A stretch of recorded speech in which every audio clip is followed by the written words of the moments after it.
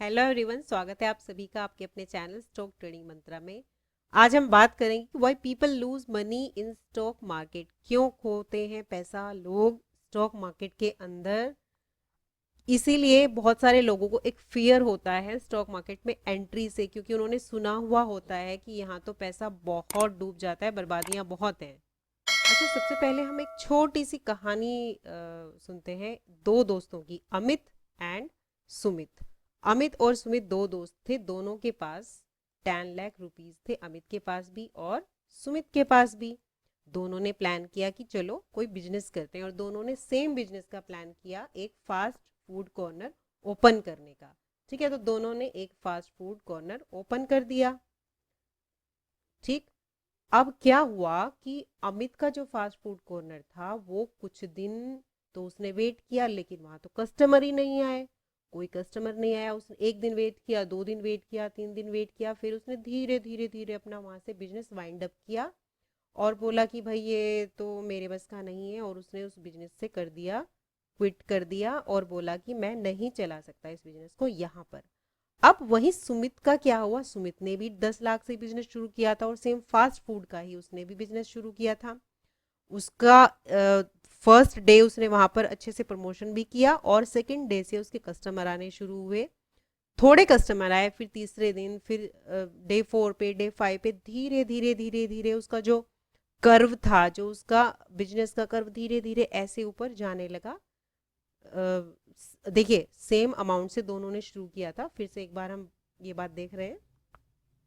अब डिफरेंस क्या था कि अमित का बिजनेस नहीं चल पाया, सुमित का बिजनेस चल गया। डिफरेंस था कि अमित ने एक ऐसी लोकेशन में अपना बिजनेस सेटअप किया था जहां पर लोग 2 वक्त की रोटी में जिनको तकलीफ थी, जिनको 2 वक्त की रोटी का जुगाड़ करना पड़ता था, और मतलब वो अफोर्ड नहीं कर सकते थे कि वो पिज्ज़ा, बर्गर और इस तरह का जो फास्ट फूड है वो खा सकें। और चूंकि ये जो आइटम थे इनकी शॉप में, कोई 500 का है, कोई 200 का है। अब जहाँ पर 2 वक्त के खाने के लिए स्ट्रगल हो, वहाँ पर ये इस तरह की जो शॉप है, इस तरह का जो कॉर्नर है, आप कितना भी अच्छा डेकोरेशन कर लीजिए, कितना भी अच्छा मेन्यू हो, कितना भी अच्छा सीटिंग अरेंजमेंट हो, क्या वो लोग यहाँ पर आएंगे? क्योंकि उनको तो जिस किसी भी तरीके से अपना दाल रोटी खा करके अपना पेट भरना है, और दे डोंट थिंक इन सब के बारे में वो नहीं सोचते।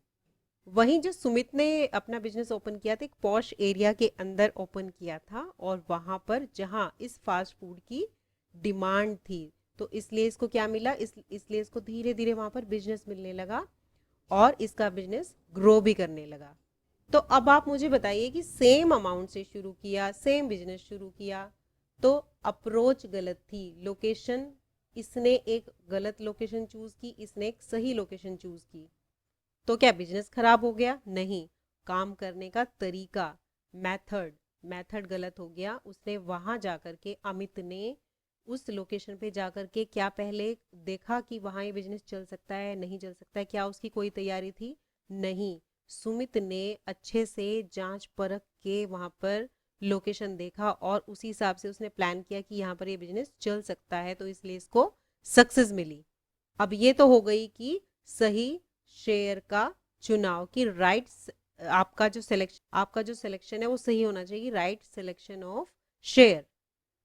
दूसरी बात आती है कि सही शेयर का चुनाव तो होना चाहिए, लेकिन उस शेयर को आप सही प्राइस पर बाय भी करें। कहीं ऐसा तो नहीं उसका जो वैल्यूएशन है वो बहुत ज्यादा है, बहुत ज्यादा मतलब कहीं ऐसा तो नहीं कि इस तरह के ग्राफ में आपने उसको कहीं यहाँ पर बाय किया हुआ है और वो फिर कुछ महीने तक फिर कंसोलिडेट करे, यहाँ पर रहे, तो आपको तकलीफ हो और आप उसको फिर से सेल करने के बारे में सोचें। तो हमेशा जब भी आप इन्वेस्ट करें तो आप शेयर मार्केट के अंदर गिरावट के अंदर इन्वेस्ट करें, न कि आप यहाँ जब टॉप बना हुआ हो तब इन्वेस्ट करें।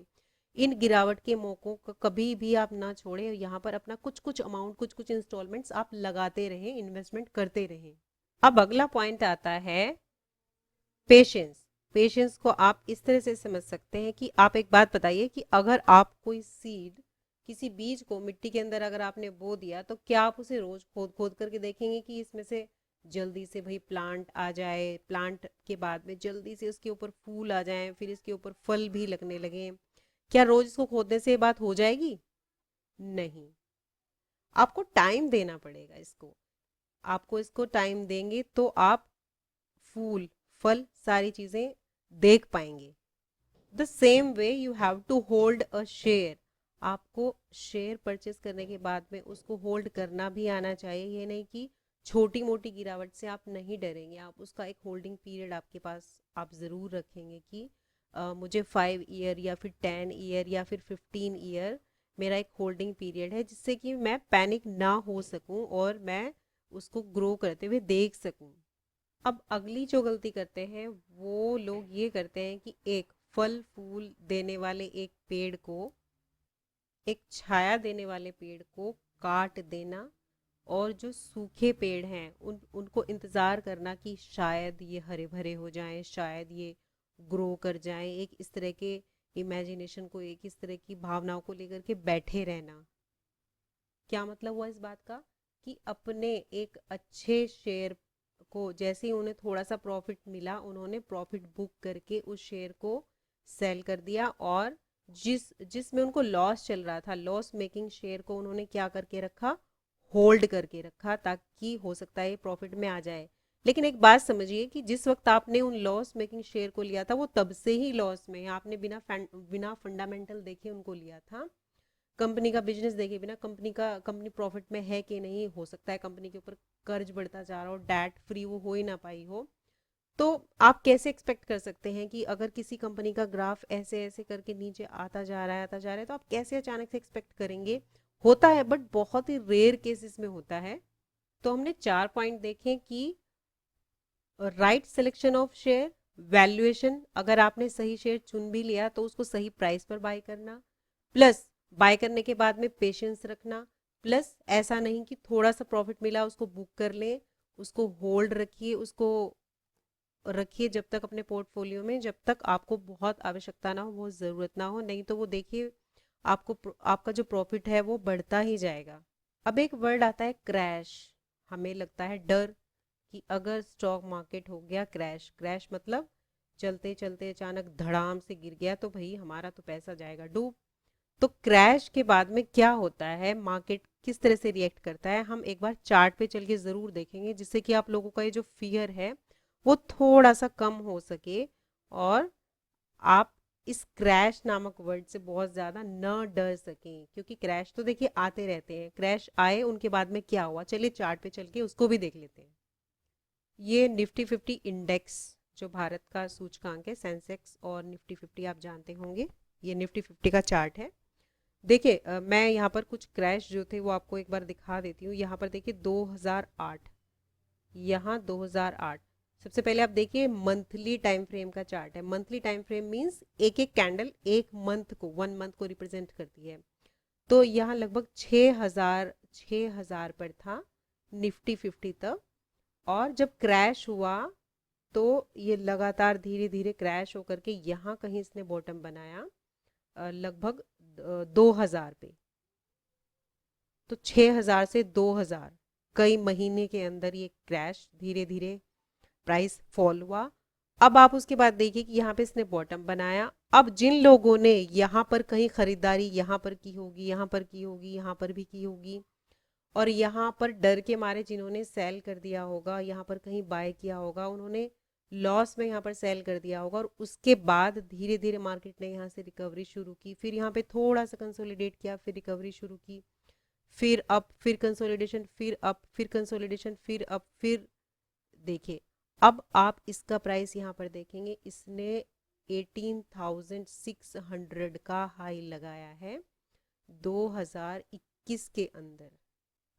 ठीक है, तो 2000 के बाद में प्राइस वापस से 5,000 भी गया, फिर 8,000 भी गया, फिर ये एक क्रैश, ये भी एक क्रैश आया था 2020 के अंदर। 2020 के अंदर ये अच्छा डिप लिया था मार्केट ने, अच्छा क्रैश था। कितना पॉइंट, लगभग 50% मार्केट यहाँ से डाउन गया था। तो जिन लोगों ने यहाँ पर भी पैनिक एग्जिट कर दिया, बाद में उन लोगों को भी बहुत दुख हुआ होगा। यह इस तरह के जो मौके होते हैं ना, वो इन्वेस्टर के लिए वो बाइंग जोन होते हैं, न कि वो सेलिंग जोन होते हैं। यहाँ पर जिसने खरीदा होगा, आप खुद सोचिए कि यहाँ पर इतनी सही जगह पर बाय करने के बाद में उसने ये पूरी रैली उसने प्रॉफिट लिया होगा और आज अच्छे उसके पास में जो शेयर होंगे वो अच्छे प्राइस पर होंगे। तो हमने दो क्रैश देखे, एक यहाँ 2008 में, 2008, एक 2020 में, और एक छोटे छोटे क्रैश, तो खैर छोटे छोटे गिरावट तो बीच में भी आती रही है, 2017 में भी आई है। तो क्या मार्केट रुक गया? नहीं, मार्केट ने, आप खुद देखिए, मार्केट धीरे धीरे धीरे धीरे धीरे धीरे करके जाना तो इसको ऊपर ही है। जो लोग ये सोचते रह गए कि इतना गिरा है, शायद थोड़ा और गिरे, हम तो यहाँ इन्वेस्ट करेंगे। कुछ लोगों ने सोचा होगा यहाँ आया है तो थोड़ा और नीचे आए, हम तो यहाँ इन्वेस्ट करेंगे। कुछ लोगों ने जब यहाँ पर आया होगा तब भी सोचा होगा अरे थोड़ा और नीचे जाए, हम यहाँ इन्वेस्ट करेंगे। कुछ लोग सोचते रह गए हम तो 10,000 पे आ जाएगा तब इन्वेस्ट करेंगे, लेकिन मार्केट बढ़ बढ़ करके 18,000 को भी पार कर गया और धीरे धीरे 18,000 तो क्या, धीरे धीरे इसको 20,000 भी जाना है, इंडेक्स को धीरे धीरे 25,000 भी जाना है। इंडेक्स, किसी भी कंट्री को अगर तरक्की करनी है, देखिए उसके इंडेक्स को तो ऊपर ही जाना है। छोटी मोटी गिरावट से किसी भी निवेशक को डरना नहीं चाहिए। चलिए कुछ शेयर्स देखते हैं कि गिरावट में वो उन्होंने कितना ज़्यादा फॉल हुआ था और आज वो कहाँ है। ये मेरे सामने बजाज फिनसर्व का चार्ट ओपन है। मैंने मंथली टाइम फ्रेम, आप यहाँ से देखते हैं, M for month, monthly time frame का मैंने चार्ट लगाया हुआ है। 2020 जब कोरोना आया था, ये कोरोना के टाइम पे शेयर मार्केट के अंदर एक गिरावट आई थी, लगभग 50% के आसपास मार्केट क्रैश किया था। ये D is for dividend, dividend जो कंपनीज देती हैं, प्रॉफिट शेयर कराती हैं। तो 2020 के अंदर अगर आप देखेंगे इसका प्राइस यहाँ था, यहाँ से आप देख सकते हैं समवेयर हियर 9,000 प्राइस था इसका, और यहाँ पर कहीं इसने बॉटम बनाया था तकरीबन 4,500 के आसपास। तो 9,000 से गिरकर 45,000, सॉरी 9,000 से 9,000 से फॉल होकर के 4,500 इसका प्राइस रह गया था। कितना कितना 50% ये फॉल कर गया था। तो जिन्होंने पैनिकली एग्जिट किया होगा, क्या वो इस रैली को देख पाए होंगे? जिन्होंने होल्ड करके रखा, जिन्होंने पेशेंस रखा, जो मिस्टर इम्पेशेंट या मिस इम्पेशेंट नहीं थे, उन्होंने अपने शेयर होल्ड करके रखे और उन्होंने देखे फिर आज इस शेयर के प्राइस ने 19,000 के आसपास का कुछ दिन पहले हाई लगाया। देखिए शेयर मार्केट में पैसा कमाना अगर इतना ही आसान होता तो हर कोई बिजनेस छोड़ करके शेयर मार्केट में ही बैठा हुआ होता और बस पैसा लगा दिया, बढ़ गया। सबसे तो देखिए लगाना आसान नहीं है, सबसे इम्पोर्टेंट है होल्ड करना। मैं बार बार कहती हूँ सबसे इम्पोर्टेंट है होल्ड करना। अपने शेयर प्राइस को आधा होते हुए देखना। अगर आपने 1 लाख के शेयर खरीदे हैं और वो 50,000 के रह जाएं तो फिर पेशेंस बना कर के रखना, क्योंकि वो 50,000 के अगर हो जाएंगे तो एक दिन ऐसा आएगा कि वो वापस से उठ करके 1 लाख के होंगे, वापस से 2 लाख के भी होंगे। वहां से आपको विश्वास होना चाहिए कि जिस कंपनी को आपने लिया है उसका बिजनेस अच्छा है, उसमें ग्रोथ अच्छी है, उसके फंडामेंटल्स अच्छे हैं, तो वो ग्रो करेगी। आप मुझे एक बात बताइए, अगर मार्केट क्रैश होता है तो क्या कंपनीज डूब जाती हैं? क्या कंपनी खत्म हो जाती है? क्या नहीं। कंपनीज के बिजनेस क्या खत्म हो जाते हैं? नहीं। कंपनीज के प्रॉफिट्स क्या आने बंद हो जाते हैं? नहीं। ये तो जो क्रैश होते हैं वो कुछ इस तरह के फैक्टर होते हैं, कई बार कुछ पैंडेमिक हो गई या फिर कुछ फ्रॉड्स हो गए या फिर कुछ ग्लोबल ऐसे रीजन हो गए, उस वजह से हो जाते हैं। बाकी कंपनीज अगर अच्छी हैं तो उनके बिजनेस को तो देखिए ग्रो करना ही है। मेरे सामने टीसीएस का चार्ट है, Tata consultancy services, monthly time frame मैंने लगाया हुआ है, 1 कैंडल रिप्रेजेंट 1 मंथ। अब हम यहाँ पर एक बार 2020 वाला जो कोरोना टाइम था वो वाला क्रैश देखेंगे कि उस क्रैश में टीसीएस कितना फॉल किया था, उस फॉल के बाद में क्या हुआ। देखिए 2020 के अंदर टीसीएस कहीं यहाँ पर था 2200 के आसपास, आप बोल सकते हैं 2200 के आसपास इसका प्राइस था और ये यहाँ तक फॉल किया था 1600 समवेयर, 1600 1500 भी मान लेते हैं, 1500 अप्रोक्स 1600 के आसपास फॉल किया था। और यहाँ पर अगर किसी ने पैसा लगाया तो आप देखिए फिर क्या हुआ, कितनी अच्छी रिकवरी इसके अंदर आई, आप देख सकते हैं। और आज इसने 4,000 से भी ऊपर का हाई इसने कुछ दिन पहले अभी लगाया है। तो this is the power of investment. सही समय सही शेयर में इन्वेस्टमेंट करें और होल्ड करें तो definitely market will reward you. TCS तो देखिए कितनी अच्छी कंपनी है, डिविडेंड डिविडेंड से ही भरा पड़ा हुआ है, मतलब 1 ईयर के अंदर 3 या 4 बार डिविडेंड देता है टीसीएस, 3 या 4 बार। एक और बात का खास ध्यान रखना चाहिए, जो इन्वेस्टर्स कई बार, जो रिटेल इन्वेस्टर हैं, जो एक मिस्टेक करते हैं जिसके कारण आगे जाकर के उनको बहुत प्रॉब्लम होती है, कभी भी अपने ऐसे पैसे को शेयर मार्केट में ना लगाएं। जैसे आपने कुछ एफडीज करी हुई हैं, उनको तुड़वा करके नहीं लगाना। आपको लोन लेकर के मार्केट के अंदर नहीं निवेश करना, किसी से आपको बोरो करके, किसी से आपको उधार लेकर के शेयर मार्केट के अंदर पैसा नहीं लगाना। आपको जो आपके पास एक्सेस मनी है, एक ऐसा पैसा जिसकी रिक्वायरमेंट आपको आने वाले समय में नहीं है, कम से कम आप ये मान के चलिए कि मुझे 5 साल तक इस पैसे का यूज़ नहीं करना, तो आप उसको मार्केट के अंदर निवेश कर सकते हैं, उसको ग्रो कर सकते हैं। बाकी अगर आप ये सोचें कि आप एक ज़रूरत का पैसा मार्केट के अंदर डाल देंगे और बाय चांस वहीं से मार्केट क्रैश कर जाता है, देखिए क्रैश तो किसी ने नहीं देखा, कभी भी हो सकता है, कोई कोई भी ऐसे रीज़न हो सकते हैं, तो हो सकता है फिर आपको एक लॉस के साथ उस पैसे को एक मतलब एक लॉस आपको बियर करना पड़े। तो इट इज़ ऑलवेज एडवाइजेबल, सभी लोग, मैं नहीं, ये सभी लोग कहते हैं कि उस पैसे को आप मार्केट के अंदर लगाइए जो आपकी को अभी रिक्वायर नहीं है। एफडी तुड़वा करके या लोन लेकर के या उधार लेकर के इस तरह का पैसा आप निवेश मत कीजिए। तो चलिए कंक्लूड कर लेते हैं कि किस तरह से आप निवेश कर सकते हैं जिससे आपको लॉसेस का सामना ना करना पड़े। सबसे पहले एक राइट सिलेक्शन आपका शेयर का होना चाहिए, राइट सिलेक्शन। दूसरा हमने डिस्कस किया था उसकी वैल्यूएशन, सही शेयर को सही प्राइस पर सही समय पर बाय करना। कहाँ पर बाय करेंगे? Fear zone. फियर जोन मतलब जब मार्केट के अंदर आपको कोई डिप मिली हुई होगी तब आप उसको बाय करेंगे, न कि यहाँ पर बाय करेंगे, डिप के अंदर बाय करेंगे, न कि राइस के अंदर बाय करेंगे। नंबर थर्ड, आप उसको पेशेंटली होल्ड रखेंगे। ऐसा नहीं कि रोज रोज हर दिन बैठ गए, पोर्टफोलियो देख रहे हैं, अरे ये तो ऊपर ही नीचे, थोड़ा बहुत प्रॉफिट लॉस देखने की आदत डालिए। आप उसको होल्ड कर रहे हैं, आप जिस तरह से गोल्ड लेकर के भी बैठते हैं, आप गोल्ड का रोज रोज रेट देख करके थोड़ी उसको सेल करते हैं। इस तरह से एसेट्स होते हैं आपके, आप उनको रोज रोज नहीं देखेंगे, तभी आप उसको अच्छे से ग्रो होता देख पाएंगे। तो पेशेंस आपको रखना होगा। नंबर 4, होल्ड करेंगे आप उसको। नंबर 5, आप ऐसा पैसा जिसकी आपको रिक्वायरमेंट हो वो नहीं लगाएंगे। आप कोई एफडी, कोई लोन, इस तरह का पैसा आप इसमें नहीं लगाएं। सिर्फ जो एक्सेस अमाउंट आपके पास है वो आप निवेश करेंगे। प्लस सारा अमाउंट एक साथ निवेश नहीं करेंगे, धीरे धीरे इंस्टॉलमेंट्स लगाएंगे। अगर आप 50,000 से शुरुआत कर रहे हैं तो 50,000 में से पहले 25,000 लगाइए, फिर नेक्स्ट 10,000 लगाइए, फिर नेक्स्ट आप छोटे छोटे इंस्टॉलमेंट अपना इसमें लगाते जाइए। फिर आपने 5,000 लगा दिए, देखिए गिरावट में निवेश करते रहिए।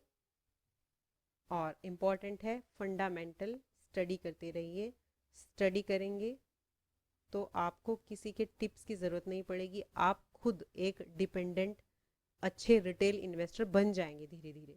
तो आज के लिए इतना ही रखते हैं। अगर आपने अभी तक हमारे चैनल को सब्सक्राइब नहीं किया है तो please subscribe and like the content if you really, और please hit the like button जिससे कि आपको नोटिफिकेशन समय पर मिलता रहे। दोस्तों के साथ शेयर ज़रूर करिएगा इन्फॉर्मेशन को। कमेंट सेक्शन में बताइएगा कि आप किन शेयर्स के बारे में कुछ जानना चाहते हैं। We will definitely come with that information. सो अभी इतना ही रखते हैं, मिलेंगे फिर एक नए वीडियो के साथ। Thank you, bye bye.